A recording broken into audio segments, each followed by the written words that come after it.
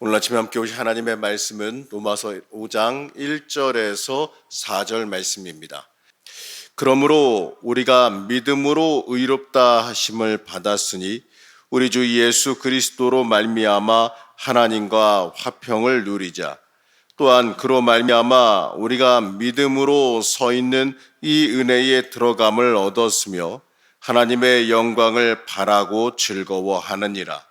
다만 이뿐 아니라 우리가 환난 중에도 즐거워하나니 이는 환난은 인내를, 인내는 연단을, 연단은 소망을 이루는 줄 알미로다. 아멘. 할렐루야. 오늘도 하나님의 은혜와 평강, 하나님의 돌보심이 함께 하시기를 축복합니다.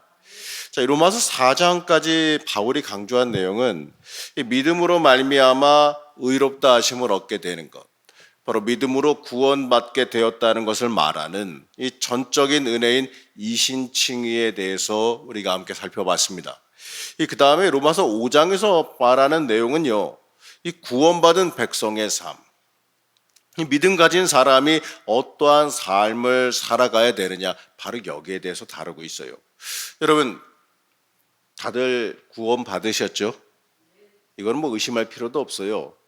다들 구원 받으셨어요. 예수 믿고 구원 받았습니다. 그러면 중요한 건 이거예요. 구원 받고 났으면 그 다음에 어떻게 할 거냐 이거죠.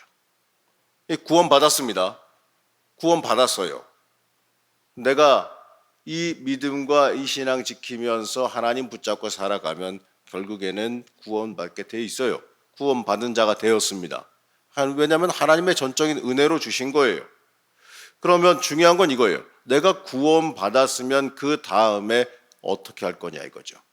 구원받고 그 순간 바로 천국 가면 뭐 별 문제가 안 되겠지만 어쨌든 간에 구원받은 이후로 여러분들에게 주어진 인생을 살아가야 하잖아요.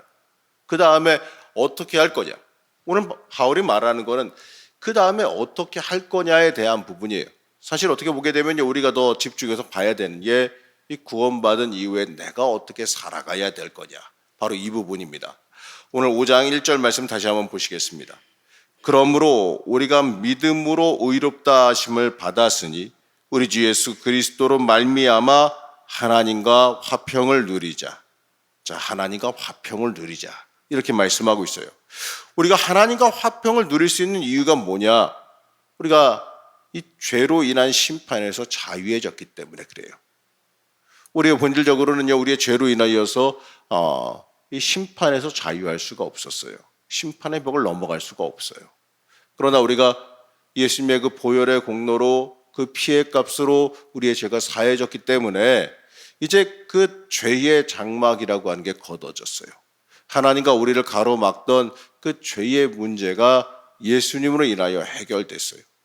그렇기 때문에 우리는요, 이제부터는 예수 믿고 구원받은 이후부터는 누구와 화평을 누릴 수 있다? 하나님과 화평을 누릴 수 있다는 거예요. 바울은 여기에 대해서 로마서 3장 10절에서 의인은 없나니 하나도 없으며라고 말했고 로마서 6장 23절에도 죄의 삭은 사망이다라고 말했어요. 우리는 죄로 인해서 다 죽을 운명이지만 예수 십자가의 은혜로 구원받아서 의인이라 부름받게 되었다라는 겁니다. 그래서 심판에서 자유하게 되고 구원의 확신을 얻어서 하나님과 화평을 누리는 이 복이 있는 평안의 삶을 살게 되었다라는 겁니다. 자, 오늘 2절 말씀에서는 이렇게 말합니다. 또한 그로 말미암아 우리가 믿음으로 서 있는 이 은혜에 들어감을 얻었으며 하나님의 영광을 바라고 즐거워하느니라. 자, 하나님과 화평을 누리는 사람, 이 믿음으로 사는 사람은 이 즐거움을 얻게 돼 있어요. 이 하나님이 주는 즐거움은 사실 믿는 성도들의 표시이기도 해요. 이 성도들에게 어떠한 모습의 즐거움이 있겠습니까?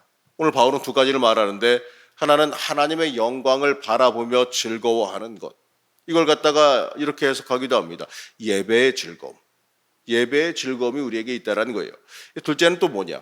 환난 중에도 우리가 즐거워할 수 있다라는 겁니다.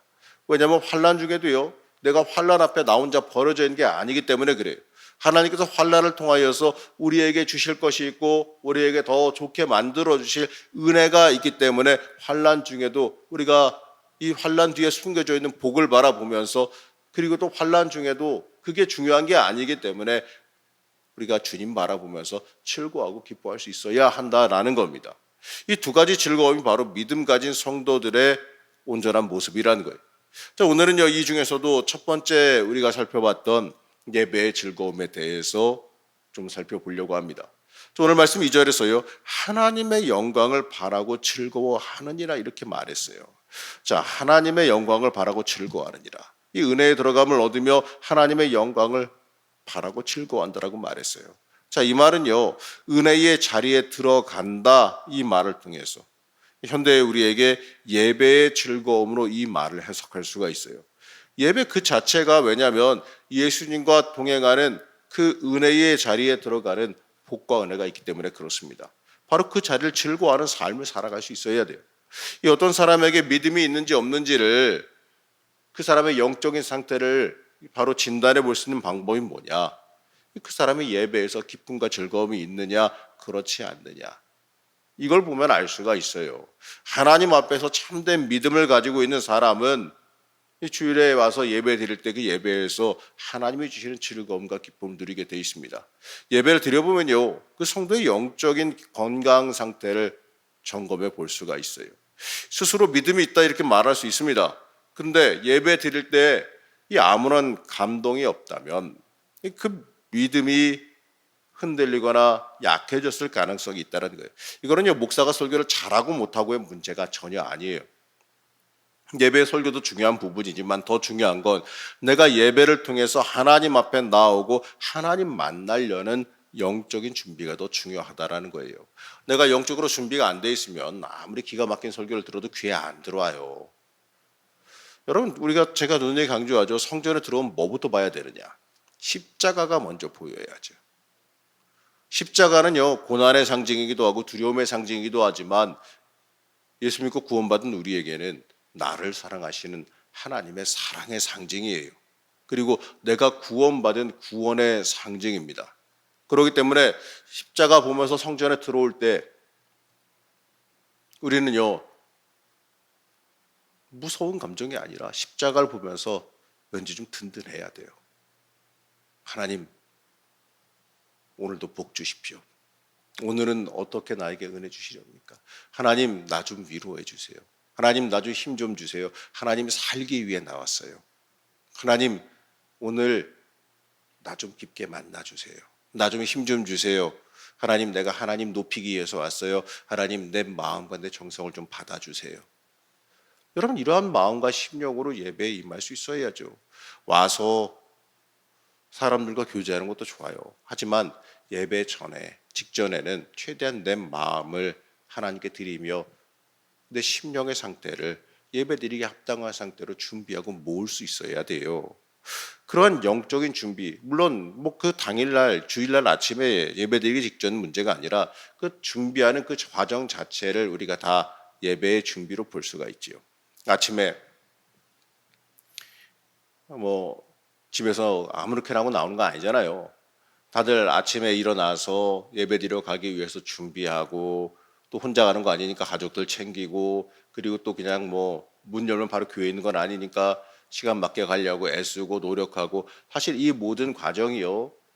이것도 전부 다 이게 영적인 준비고 이것도 전부 다 예배를 위한 준비예요. 그 과정 하나하나가 다 내가 은혜 받는데 중요한 부분이에요. 어떤 분은 이런 분이 있어요. 예배 드리러 오면서 준비하는 과정에서 가족끼리 맨날 싸워요. 왜 싸우느냐? 누가 느린 사람 있으니까 싸우겠지 누가 말 안 듣는 사람 있고 또 아니면은 본인이 느려서 누가 뭐라 그래서 싸울 수도 있고 여러 가지 복잡한 문제가 있는 거 아니겠어요? 가족마다. 근데 중요한 건 말이죠. 이렇게 예배드리러 오기 전에 스스로 준비하는 모습이 있어야 되면은 그것마저도 어떻게든 간에 극복하려고 애써야 돼요.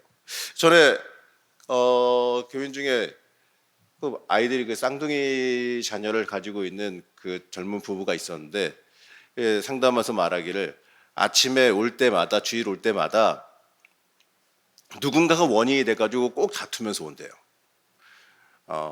딸 중에 한 명이 원인이 돼서 둘이서 싸우다가 부모님들까지도 좀 속상하고 오는 일도 있고, 아니면은 남편이 속상해서 그럴 수도 있고, 아니면은 본인이 아침에 머리가 잘 안 돼가지고 그것 때문에 짜증 부리다가 어쨌든 분위기 안 좋게 오는 데니까 별의별 방법이 다 있어서 안 좋게 온다는 거예요.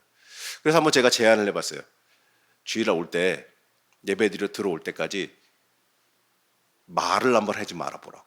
사람들과 가족끼리 한번 뭐 그 집안을 위한 처방이죠. 자, 그랬더니 그렇게 한 몇 주 지나고 나서 물어봤어요. 어떻습니까? 이랬더니 목사님 진짜 말을 안고 왔더니, 그러니까 좀 서로 간에 불평도 있고 불만일 수 있고 좀 뭐라고 할 수도 있는 것도 있잖아요. 그냥 서로 간에 그거를 갖다가 일절 그냥 말하지 않고 그걸 지적질도 하지 않고 그냥 입 다물고 교회 문에 들어오고 나서부터 얘기하는 걸로 해가지고 왔더니 싸울 일이 없다는 거예요. 그랬더니 그러면서 왔더니 그래서 자기 그 주에 매주마다 가지고 놓치던 그 은혜를 갖다가 지킬 수 있었다. 이렇게 얘기를 했더라 이거죠. 뭐 이 사람 방법이 꼭 맞다는 건 아니에요. 어쨌든 간에 영적인 준비를 그날 아침부터 내가 눈 뜰 때부터 준비할 수 있어야지. 예배는 그렇게 준비하는 거거든요. 예배에 와서 하나님께 나를 드리며 하나님의 임재함을 체험하기 원한다면 예배를 준비하는 그 자체, 예배 오기 전에 준비하는 거기부터 주시는 은혜를 미리 받아 누릴 수 있어야지요. 그리고 예배가 주는 영적인 즐거움과 기쁨도 있습니다, 여러분. 이 같은 예배일지라도요, 다 똑같이 예배 드리는 거 아니에요. 이 참된 예배와 그렇지 못한 예배가 예배실 안에 공존하게 되는데, 이 참된 예배가 뭐겠습니까? 여러 대답이 있겠지만 저는 그 중에서 믿음 없이 드리는 이 참되지 못한 예배가 뭐냐면 이 믿음 없이 드리는 기계적이고 형식적인 예배가 아니겠는가 이렇게 생각해요. 하나님께 혼날까봐, 아니면 가족의 강요나 눈치, 아니면 습관적인 의무감으로 드리는 모든 예배가 여기에 해당하겠죠. 물론 예배 안 드리고 안 나오는 것보다는 훨씬 낫겠지만, 아니 이왕 예배 드리러 어차피 와 있는 거 왜 그 도살장에 끌려온 소같이 그러고 있냐 이거죠. 이왕 예배 드리러 왔으면 받을 복 다 받고 가야지. 왜 거기 와서 시간 낭비하면서 인상 찌푸리다 가냐 이거예요. 참된 믿음으로 드리는 예배는 내 인생을 향한 하나님의 임재를 체험하는 예배여야 돼요.